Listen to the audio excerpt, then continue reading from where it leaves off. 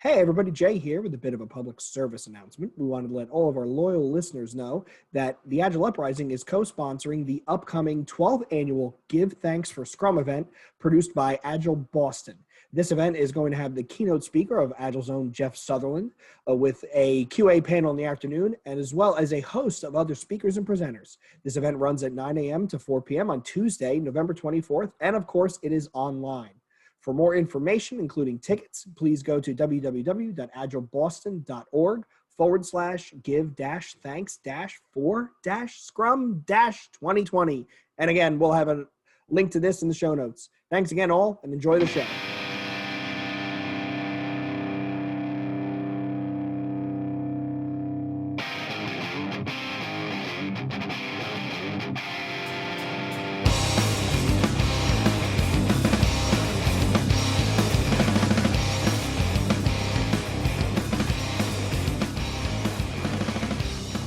Hello, and welcome to another episode of the Agile Uprising podcast. Today, we're excited to be launching a new episode series called the ORSC Lab. I'm Leslie Morse, and we're playing the role of host today as I chat with Billie Schuttpelz and the familiar Agile Uprising member, Andrew Leff. Before we get into the conversation, let's spend a couple minutes about how we actually want this to go and who we are. So, Andrew, I know a lot of the Agile Uprising listeners already know you, but sort of give us a brief bio for folks that might be new and talk a little bit about sort of why you're excited about this and what your high dream might be for what we're going to discuss today. Cool. Thanks, Leslie. Yeah, so the ORSC Lab, like if we take a step back from during the intro, the three of us came together. We were colleagues, friends, as well as now embarking on this ORSC journey, which is organizational relationship and systems coaching. So for me, having been in the Agile space for a long time now, working in large enterprise solutions, I kind of wanted to get back to the roots of why I got started in coaching. And for me, it was really the high dream of all this really revolved around, not to sound corny or cliche, but that touching hearts to open a mind mentality. So starting one person at a time. And I really wanted to get focused in on coaching and understanding what the relationships are amongst people that create systems within organizations, but also to honor that relationship between individuals and groups and companies. So that's pretty much my elevator pitch intro. No, I love that. Is there anything as you think about us exploring this discussion today, like if you had to have sort of a high dream, low dream about us launching this ORSC Lab series, what might be important for us to think about as we're kind of embarking on the discussion? I think for me, and through my experience with doing all the podcasting that a lot of us have done, it's just around the high dream of this is getting more exposure and getting people to understand some of this work in a different way and truly understanding coaching from a different lens and not just being maybe branded as an agile coach and only doing agile type work, which I think can be broadened to many different things. And I guess my low dream for this would be more along the lines of there's just not a lot of interest, or people just, it's too abstract, right? This is too foofy, too wooey. People just are turned off by some of the terminology. Me being one of those individuals, and it was one of the funnier stories going through certification. And Leslie, you might chuckle at this, is the founders of ORSC had been fortunate enough to go through the facilitation with them, and I was very harsh on the language that this certification uses. So they grew an affection to me in a very interesting way because I challenged some of the language because I didn't know it. I didn't understand what it meant. It sounded stupid to me, to be quite frank. So I thought it was very interesting to learn and evolve my own vocabulary to kind of be more open and not react quite the way I'm used to. So my low dream hopefully turns into a high dream, that people that may think of this as, oh my God, this is way too abstract or wooey, take some time to investigate, understand, experiment, and learn, and maybe have a similar experience to what I had. That's awesome. And there's so much about that resonates for me I know. Billy, what about you? Like, just like, what about that sticks out for you? What's your high dream, low dream? Who are you? Kind of introduce yourself to everybody. Yeah, a lot of that resonated with me. Like what was popping into my head was um, my my background has always gotten me into thinking a lot about flow and how systems work together. But as I get into this, into ORSC, my high dream is that it's about unlocking human systems. So, like, my LLC is named People Unearthed because I feel like we just need to unearth and dig ourselves out of just all the crap that's piled on us. But as we unearth the people, the potential and the ideas and the things that could be solved are infinite. We just need to kind of unwrap us and unlock the human system a bit. And that's what really resonated with me about ORSC and bringing that into my coaching tool set. Yeah. What And I guess, about this series and this podcast that we're sort of doing for Agile Uprising? What about that? What's your high dream, low dream there? yeah, exactly. Yeah, I realized I should probably finish that thought. Yeah. So um, for this, I really hope that these podcasts, like Drew was saying, this is going to make it accessible so that people could either self serve, come and listen to the podcast and start to implement it into their own human systems, or hopefully the discussion will make it a little more understandable, bring it down to earth, and take it out of some of the terms that we use as certified coaches and things. Yeah, absolutely. Anything that maybe you're worried about or afraid of? Yeah, I'd say that. Yeah, I was just going to say my low dream is that we're going to use too many industry terms and that once we get through the series, it won't be as useful as it could have been. So I'm going to constantly be reminding myself to spell Yeah. things out.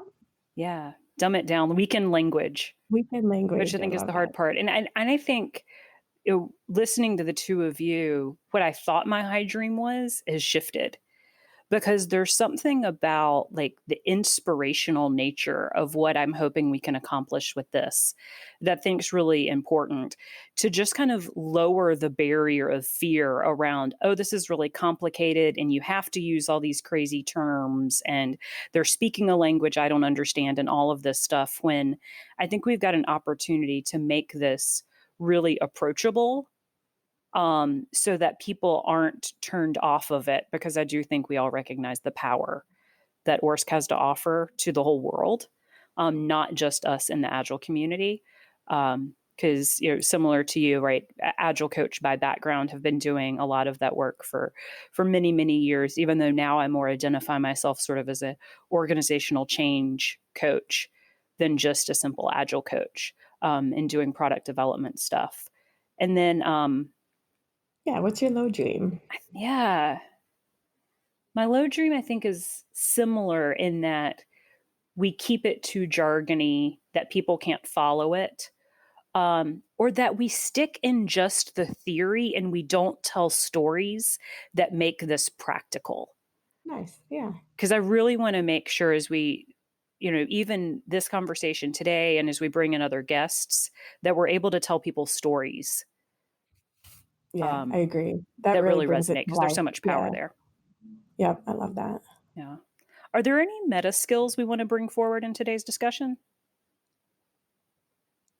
I've been working on playfulness because I came into this really task oriented. And so I'm trying to approach it with the attitude or the meta skill of playfulness because meta skills are kind of how we want to be with each other. And why not be playful? That's amazing. So hopefully I'll bring playfulness. Yeah, I love that.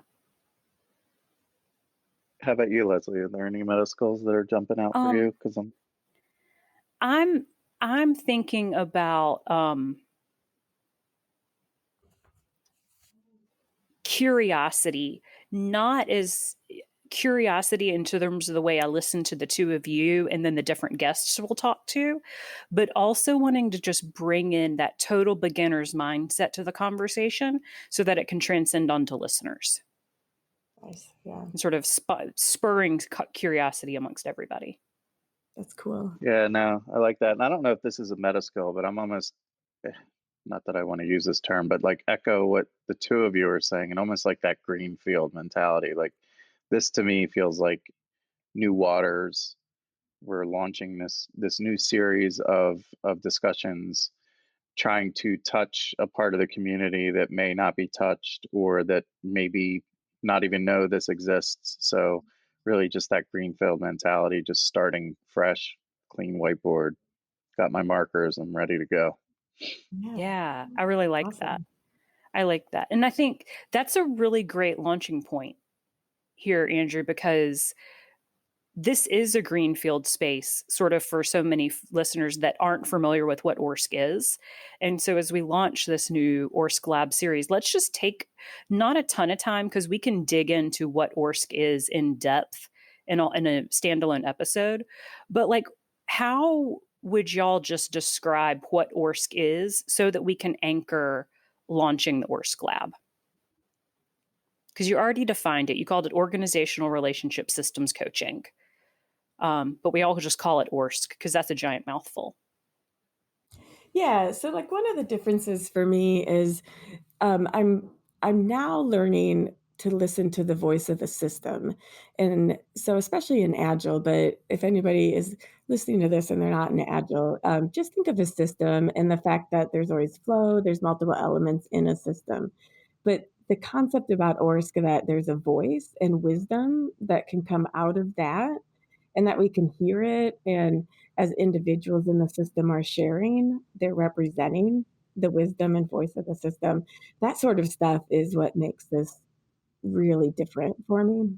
Yeah. And I love that this is a professional coaching methodology that is International Coaching Federation approved, that focuses on the skills and competencies that you can use as a coach to get exactly to what you're describing there. Yeah, yeah, exactly. Yeah. It is about the Yeah. team or the relationship being the client, not the individual. That's the big thing for me that's so interesting about this.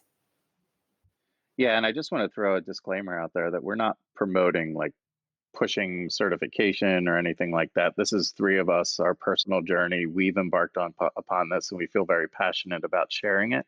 So it's just another uh, tool in a toolkit, but this goes way deeper than just being another tool. So to me, when we talk about what ORSC is from a business context, it really, to me, has allowed me the patience to sit back and listen and really guide and mentor and coach and teach people how to get to their place on their own, with support and whatever tooling, whatever methods we use as coaches to get them there. But it's really for them to solve with us to support. So it's allowed me the opportunity to really take a step back. And when the two of you are talking about those systems revealing themselves, you really can start to see solutions differently.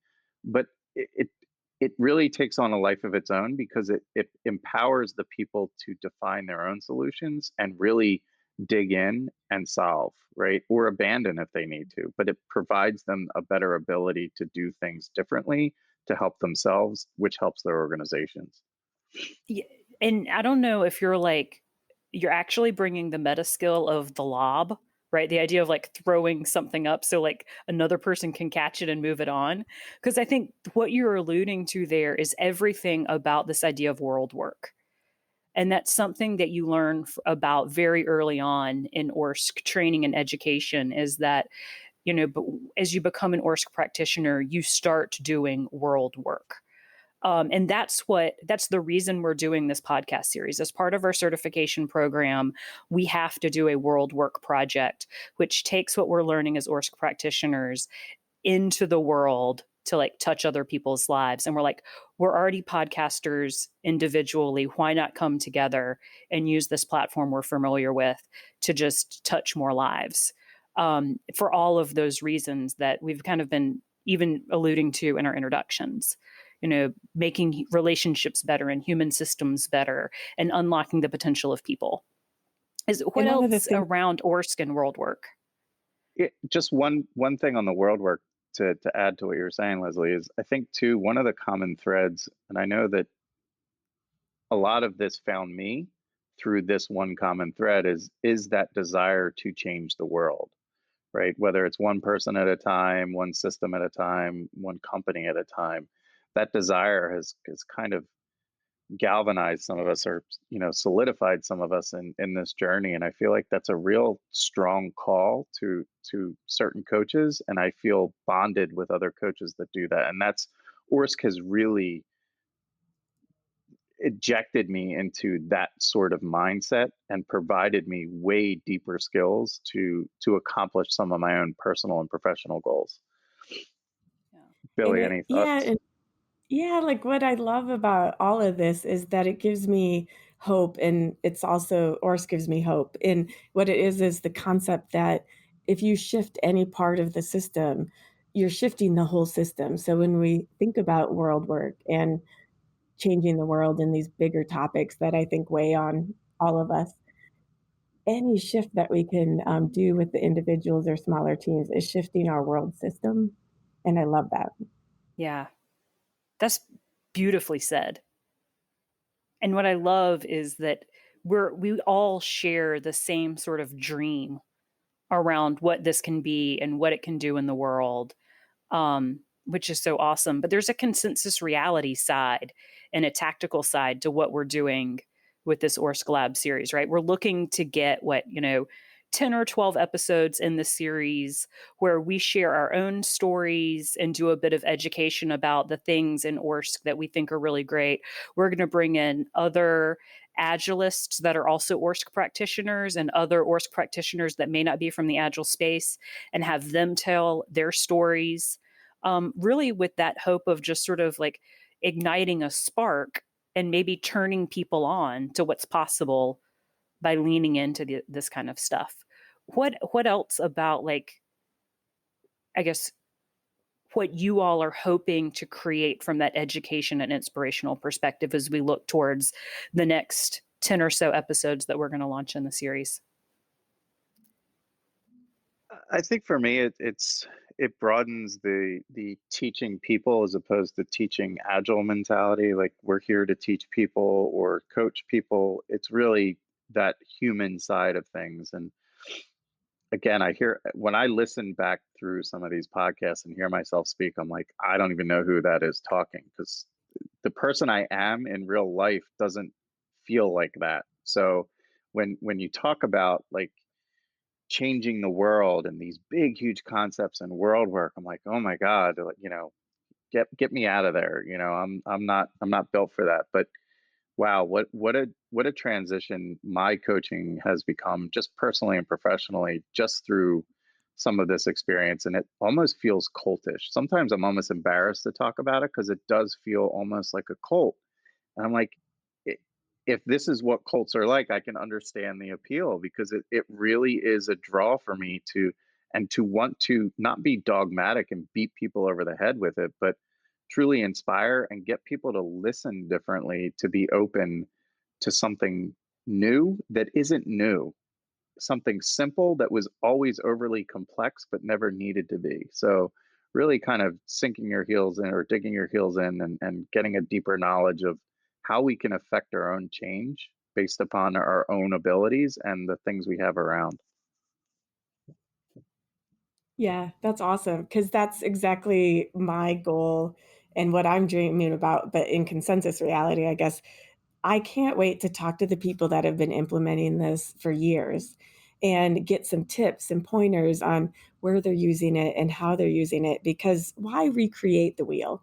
Like, as you said, this is not new. It's been around. So I'm excited to interview some of the people that we're going to have on. So that's what is that, the trailer or something where I'm like, come back for more, because we're The going to have teaser. the teaser. We're going to have some exciting people. Yeah. So, like, are there any people, like, we're still working on the schedule and getting people locked down, but like, who are some of the folks that you are hoping we're going to be able to get in and have on this series, or ones that maybe you've already got conversations planned with, that we're going to be able to hear their voices? I think for me, I would love to have Faith and Marita on. Um, uh, Hearing them talk about this in a different way is completely mind blowing for me when I listen to them speak. I would love to get some of the people that I don't know in the ORSC community to participate in sharing some of their experience through coaching, and especially in corporate situations that a lot of this work can be applied to that I haven't seen yet. So I would love to get more exposure to some of the practitioners in the world that are using this in larger organizations, especially in the leadership sphere. Yeah, absolutely. Yeah, and I How don't about wanna you? name it I don't wanna name any names, but, because I haven't contacted them yet, but in my mind, I'm excited about a lot of the instructors, a lot of the facilitators that we had for the courses. They were just blowing my mind during the courses, and I'd love to have them back and kind of, yeah, unwrap a little bit more of their knowledge. Yeah, that's what if I had a dream when I think about the faculty, I got to see Cynthia and David, David Darst, and then his wife Cynthia teach separately, but I would love to get them on a podcast together to talk about all of like their ORSC magic and the work they've gotten to do in the world. I think that would be That'd be great. so fun. Yeah, as well as I think everyone would need to wear a Depends diaper listening to that We'd be episode laughing so because the hard, two yeah. of them are outrageously hilarious. In fact, having Um, them on video would be even better. yes, yes, indeed. Um, It might be interesting too to have almost like a round table with the creators, right? Like to have with Arnie Mundell and Faith and Marita, everyone talk about how CRR Global spun up and the yeah, idea behind it, like the genesis of all of this. And it'd be interesting to hear when they started this work to where it is today, what their high dream and low dream was, right? Like from where they started to where they began, and almost like that retrospective of however many years it's been to see if this is truly what they thought. Is it close? yeah. Is it completely Sounds like out of the world? sounds like the voice of the system dreaming something up there, I love it. Yeah. And then right, our beloved Agilist Lisa Adkins, right, Of is an course. ORSC trained, right, and certified coach. I would love to get I have not ever had just an explicit conversation with her about how ORSC has shaped her career and her story. In fact, everyone that's involved with Agile Coaching Institute has, I think, gone through aspects of ORSC, at least to some degree. So just hearing that and how that's impacted the work they've done, um, I think would also be really, really great. I'd love to get them in here. And I know she would. We just have to go and ask her. Right? Or if she I hears love this it. episode first. Yeah. Yeah. Are there any specific topics that you all want to make sure we really highlight on and come away with? So if we were kind of coming up with acceptance criteria for the series? Nothing comes to mind for me. I think it's just a Oh, greater awareness. And sorry. go ahead, Billy. Oh, no, sorry, I didn't realize, you said for this series, not just this episode. Got it. Yeah. So for me with the series, I think it's just a greater awareness and more curiosity and engagement from the community, right? So people that are listening, we want your involvement as well. We want to know what questions you have, what topics you'd like to cover. How does this impact you? Does it sound like something you'd be more curious about? Is it something like, oh my God, I can't run far enough away. Please never publish another one of those episodes. So really just understanding what the listeners are craving or not craving. So I would Yeah. love from an acceptance criteria feedback. So whatever feedback loops we can get would be great. Yeah. 'Cause And yeah, what I like about that is while we're sort of thinking about this as, oh, we're doing this ORSC Lab series as sort of a project to help deepen our own learning and impact the world. The coolest thing would be if all of a sudden, like, it's super, super popular and we've got to do more episodes. right, Like, 'cause that's it's the best thing that could happen. yeah. So you did make me think of a topic though that, the 3 of us haven't discussed. So, just a new concept is what if we had some people on that were receiving it for very specific purposes? So they themselves are actually really good coaches or something. I'd love to hear their perspective as coaches on why they're choosing this to be Yep. coached on as well Yeah. And I for their think own growth. that's a really important topic for where we are now as an Agile community, right? We've all called ourselves coaches since the beginning, but a very small percentage of us have actually ever had professional coach training. And we're seeing the tipping point coming where that is becoming more and more common, that you're running into people that have done coactive, or they've done ORSC, or they're getting involved in something that's like professional coach training. And so I think just the doing the service to the community of some of that compare and contrast to help people become more educated consumers. Because when you go to get professional coach training, this is not an inexpensive investment, right? This is serious from a financial and time and emotional fortitude, right? When you go to one of these classes for 3 days, often over a weekend, you're working for 4 days, you're in this class for 3 days, you go straight back, right, to be with your clients or be back in your workplace. Like, that takes a lot of stamina, and a lot of tears were also spent, at least on my part, as I've gone through this journey. I know I've come out of it a different person. So I think, educating people on like the life changes that happen to you as you go through this, and the awareness that needs to happen for you, because there can be collateral damage in your life as you go through this own inner growth journey. Yeah. And I think that that's a risk we have as coaches working with our clients, is we're unlocking their potential, or they're unlocking their own potential. That is just kind of like pointing them in the right direction. There's professional and personal implications for the clients as well, and that's part of this work. I like that. Yeah. That's an interesting thread around, what it reveals to you going through this work. So that your own personal journey Hmm. through this was very impactful as well. So I definitely, that's been something interesting to experience, and even just witnessing other individuals going through their own personal journey. And I think also for me that this is not just, hey, I'm a coach, I need to go into a company and coach. There's a lot of opportunities to do this type of work, even just on a, small basis, right? Like individuals, teams of two, couples. We're teams at home, right? Like our team at home, our family's our team. So how do we coach our Family is the families final, to family's the final exam, exam, right? they say. So if you can, and of course, I can't particularly do this at home very well because I get dirty looks and I haven't figured out the common language to use. But I use a lot of these skills in every day just to experiment with. So, if also listener wise, if anyone's looking to be part of our experiment and Yes. is looking for coaching, we are absolutely open and available to offer coaching in any way, shape, or form. It's not therapy though. So I think we need to put that disclaimer out there as well. This is not therapy. We don't do therapy. But we can coach you to personal and professional goals, and equip you to figure out how to obtain them and reach them. Yeah, for sure. In fact, like, talking about the everyday use of this, I was with a group of friends um, recently, and there was like a tiff brewing. And I said, all right, y'all, I need to pause you. I said, what we're having here is conflict across the levels of reality. Because one person was talking very tactically in a consensus reality mode, and another person was dreaming about things. And they're like, what do you mean? I'm like, let me just educate you.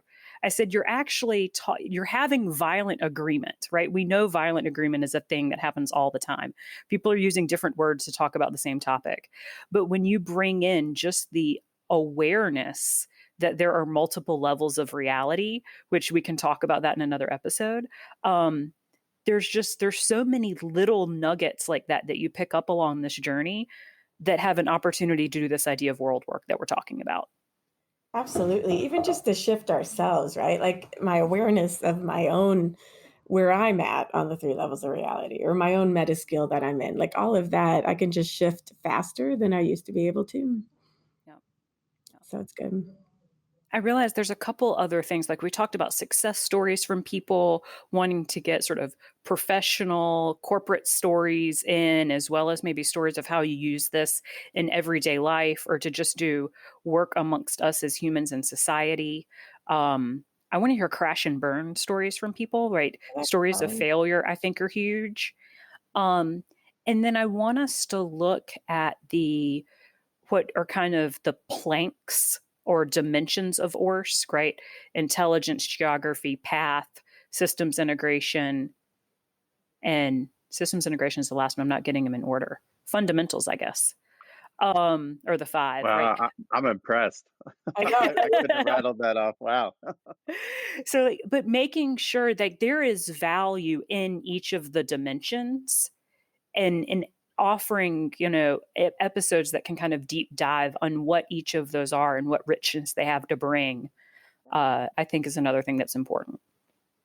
Yeah, I like that idea. And I think the only caveat to that might be they're kind of they they feel weird on their own, but together it makes sense. If that Yeah. kind of makes sense. But Yeah, that's what I was thinking, yeah. yeah, I struggle with them individually sometimes, but when you pull them all back together in the grand scheme of things, it seems to reveal itself differently than just on its own. Yeah, and as we're talking about them, we could pull together those puzzle pieces, like, we'll make sure that we're doing A plus B equals C. Yeah, totally agree. Before we wrap up today, like what else I feel like our objective was to like educate people a little bit on what ORSC is, why we're passionate about it, the types of things they can expect in this series of episodes. Like what else needs to get said about the ORSC Lab, and what it is we're looking to create? What else needs to be said about the ORSC Lab? Hmm. I know, I like think it's just that. It's just a lab, right? We want to start creating, we want to start experimenting, and we want to start, seeing where our experiments go. So I'm kind of like I go back to the meta skill, and I'm thinking greenfield, right? So I'm Yeah. open to anything and everything, and I'm ready to see where this goes, and I'm excited I'm truly excited, and I don't want it to sound corny, but I'm truly excited to see how people react, as well as how through doing this series, how we evolve, the three of us through our own journey, and I'm excited to partner with the two of you through this, and you've been incredibly important in my career and personal development. So I'm excited to be doing this with the two of you, and really excited to see where we go. Yeah, for sure. Thank you. All that. Billy, what do you have to add? Yeah, I was just gonna send out the invitation. Exactly. We called it a lab on purpose because, as Andrew said, we wanna experiment and do all of that. So we invite all of you listening. You're the system as well as us, right? So, yeah, send us your comments, send us your ideas, join us in the lab. The invitation is open to the system. Come Got on. lots of extra coats, lots of Yes. lab jackets. Yeah, exactly, and we even have safety goggles if you need them. 'Cause I can't guarantee there won't be any explosions when I'm I tend to push the boundaries. No pop rocks and soda. Yeah. No, Aw. Billy. Yeah. How about you, Listen, Leslie? I mean, I think y'all, I don't know as though there's anything else to say. Um, I think y'all have covered it. I know I'm personally at this moment way closer to my high dream than my low dream for not only this episode, but like what it is I think we can create with the series. What are y'all closer to? High dream, low dream right now? I'm definitely high dream. I'm feeling good. I'm feeling good. Yeah, me too, Hopefully, definitely. you won't be able to see the video because I know I don't look good, but I'm No, feeling yes, good. we're only recording audio. Yes, I'm right now, I'm feeling like there's infinite possibilities, for this series, so I'm so Yes. excited Yeah. for But our if There's infinite anyone was looking possibilities. at the video, yeah, if anyone was looking at the video, the three of us are constantly nodding our head and smiling and chuckling. So there is a lot of joy in this conversation as well as this idea. So I definitely appreciate that that visual that I have on the screen that Yeah. unfortunately not everyone will be able to see. But if you were watching, that's what you would see. Yeah, for sure. Yeah. I mean, it's this I feel full, like Yeah. in a spiritual sense, when I lean into this work and I talk about it. And I think that's something I'm wanting to create for other people. And I think that's why I'm closer to the high dream. I think we have been sufficiently dancing the line of too much jargon around like planting terms that are hopefully here playing with that curiosity sort of thing. Like, oh, that sounds kind of interesting and also really weird, but I'm going to listen to that episode when I see it published that talks about that topic because I want to know more about that. So I think like we sufficiently peppered in the jargon as we needed to. Yeah. Yep. Definitely. Hopefully lots of others will be crossing edges when it comes to the jargon. Yes. Which that was more jargon, everybody. Yes.